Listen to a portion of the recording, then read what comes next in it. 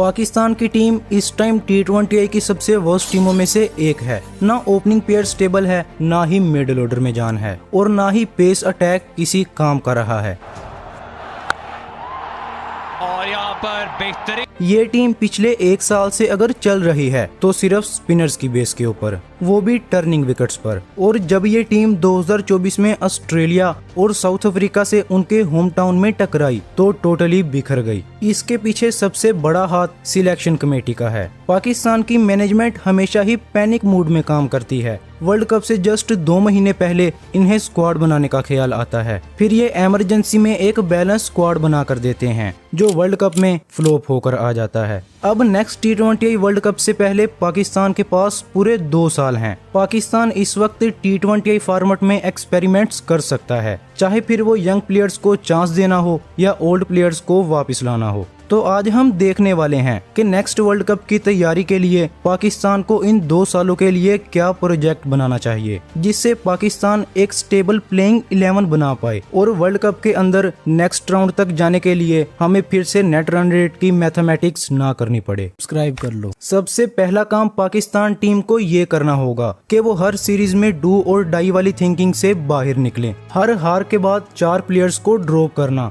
और जीत के बाद टीम को वर्ल्ड चैंपियन बना देना पाकिस्तान क्रिकेट का सबसे बड़ा इशू रहा है। T20I क्रिकेट कंसिस्टेंसी और रोल क्लैरिटी का गेम बन चुका है। आज की सक्सेसफुल टीम्स को देखो तो उनके प्लेयर्स को पता होता है कि उनका एग्जैक्ट रोल क्या है। कोई पावर प्ले अटैकर होता है, कोई फिनिशर और कोई डेथ ओवर स्पेशलिस्ट। लेकिन पाकिस्तान की टीम में आधे प्लेयर्स को खुद ही नहीं पता होता कि वो किस पोजीशन के प्लेयर हैं। एक सीरीज में ओपनर, दूसरी में नंबर 3 और तीसरी में बेंच। इसी वजह से प्लेयर्स कभी खुद को सेटल ही नहीं कर पाते। इसीलिए टीम कोई भी बन जाए, अगर रोल क्लैरिटी नहीं होगी तो परफॉर्मेंस में भी गड़बड़ जरूर होगी। पाकिस्तान को अब सबसे पहले ओपनिंग कॉम्बिनेशन फिक्स करना होगा। T20 क्रिकेट में अग्रेसिव स्टार्ट आधा मैच जितवा देता है,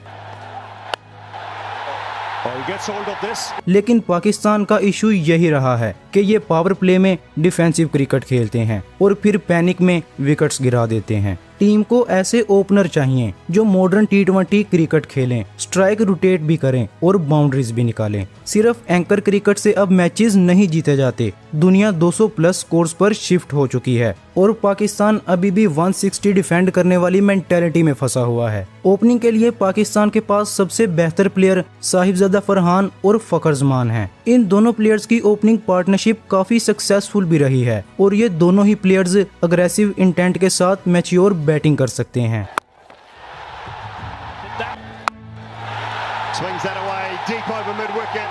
लेकिन इसमें से भी एक प्रॉब्लम है और वो ये है कि फखर जमान कंसिस्टेंट परफॉर्म नहीं कर पाते। पिछले काफी टाइम से हम उनको इंटरनेशनल लेवल पर स्ट्रगल करते हुए ही देख रहे हैं और अगर ऐसा चलता रहा तो पाकिस्तान कभी भी स्ट्रॉन्ग प्लेइंग 11 नहीं बना सकता। एंड एज आई से पाकिस्तान के पास प्रिपरेशंस के लिए पूरे 2 साल हैं, तो टीम में यंग प्लेयर्स को डालना ज्यादा बेहतर रहेगा जो वर्ल्ड कप आते आते स्टेबल इनिंग्स के काबिल हो जाएं। PSL के स्टैट्स को सामने रखा जाए तो समीर मिन्हास, मोहम्मद नईम और मां सदाकत ये वो प्लेयर्स हैं जो ओपनिंग के लिए बहुत ही ज्यादा अच्छे हैं। इनमें से मुझे जो प्लेयर ज्यादा सॉलिड लग रहा है वो है मोहम्मद नईम और मां सदाकत।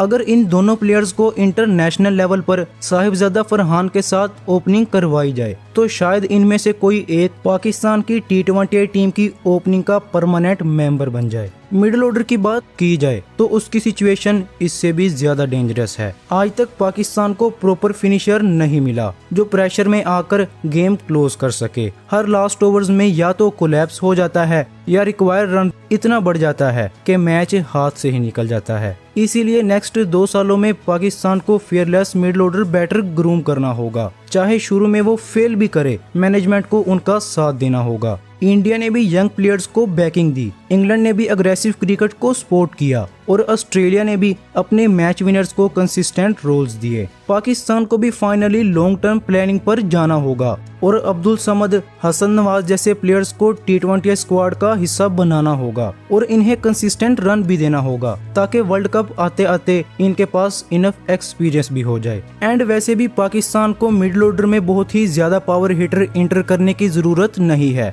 आई नो बाकी की हर टीम के पास प्लेइंग 11 में खेलने वाले सारे के सारे प्लेयर्स अग्रेसिव होते हैं, लेकिन पाकिस्तान अभी उस स्टेट पर नहीं है एंड उस लेवल की क्रिकेट अचीव करने के लिए पाकिस्तान को कम से कम 2 से 3 साल और लगेंगे, वो भी प्रॉपर प्लानिंग के साथ, जिसके अंदर अगर शेड्यूलिंग की जाए कि कब किस वक्त कौन से प्लेयर को खिलाना है और कौन से प्लेयर को रेस्ट देना है। अगर मैं अपनी बात करूं तो मेरे हिसाब से 1 डाउन बाबर आजम, 2 डाउन में Usman Khan and 5th number पर हसन नवाज या अब्दुल समद को रेडी किया जाए। ओपनिंग पेयर का काम होगा पावर प्ले में ज्यादा से ज्यादा रन्स बनाना, फिर मिडिल ओवर्स के लिए बाबर आजम और उस्मान खान इनिंग्स को स्टेबल करेंगे ताकि टीम का रन रेट 9 रन से ना गिरे और विकेट्स भी सेफ रहें। देन हसन नवाज या अब्दुल समद जैसे फुल टाइम पावर हिटर चाहिए, जिसका काम सिर्फ यही होगा कि उसने आकर बॉल को ग्राउंड से बाहर भेजना है। Hassan goes big.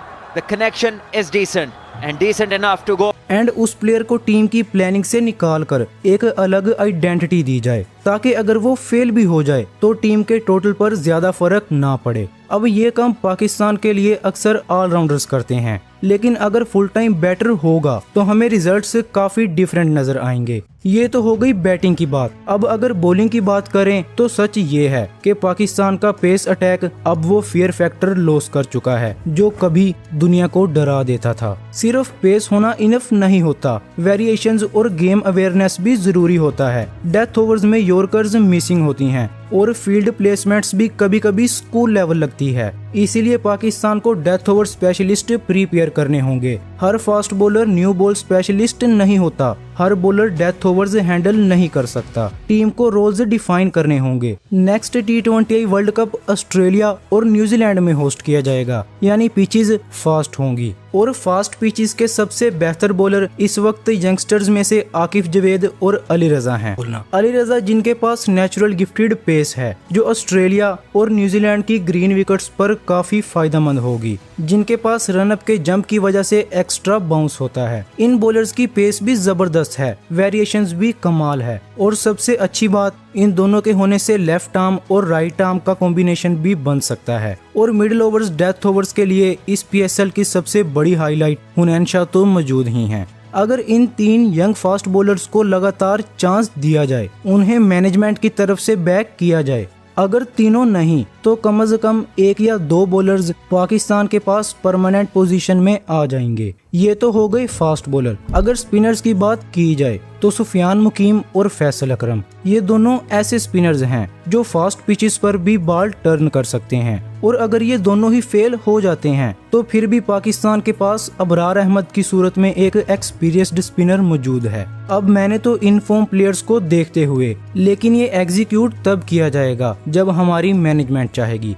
मेरे कहने का ये बिल्कुल भी मतलब नहीं है कि जो स्क्वाड मैंने बनाया है उसी को इंटरनेशनल लेवल पर कॉपी किया जाए, बल्कि मैंने दूसरी बड़ी टीम्स की लॉन्ग टर्म स्ट्रेटजीज को एनालाइज करके पाकिस्तान के लिए एक बेस्ट लॉन्ग टर्म प्लानिंग की कोशिश की है। अगर पाकिस्तान की मैनेजमेंट चाहे तो इससे भी बेहतर स्क्वाड बनाकर दे सकती है, क्योंकि प्रॉब्लम टैलेंट नहीं सिस्टम और प्लानिंग है। अगर अगले 2 साल Pakistan genuinely experimentation, role clarity और फेयरलेस क्रिकेट पर फोकस रखे तो 2028 तक डेंजरस T20 साइड तैयार हो सकती है। लेकिन अगर फिर वही last minute squad changes, political selections और पैनिक डिसीजंस हुए तो फिर वर्ल्ड कप के बाद कैलकुलेटर्स और नेट रन रेट ही पाकिस्तान के सबसे बड़े सपोर्टर्स होंगे। खैर, आपको मेरा स्क्वाड कैसा लगा मुझे कमेंट्स में ज़रूर बताना। एंड अगर आपको क्रिकेट से रिलेटेड अपडेट्स जाननी होती हैं तो आप मिस्टर क्रिकेट को व्हाट्सएप पर भी ज्वाइन कर सकते हो। व्हाट्सएप चैनल का लिंक मैंने डिस्क्रिप्शन में दे रखा है। एंड अगर आपको वीडियो अच्छी लगी हो तो वीडियो को लाइक और चैनल को सब्सक्राइब कर देना। Good bye.